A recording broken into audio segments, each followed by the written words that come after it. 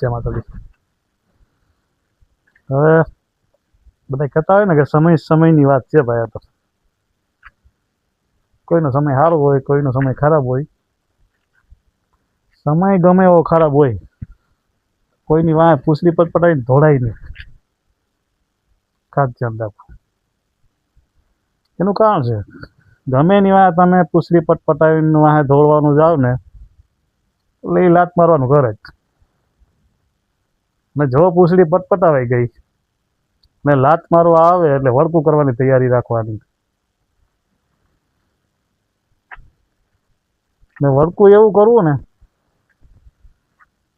કે જો આપણે કૂતરા સમજતા હોય ને તો એને 5 ઇન્જેક્શન લેવા પડે, અને માણસ સમજતા હોય તો એને 10 વખત વિચારવું પડે.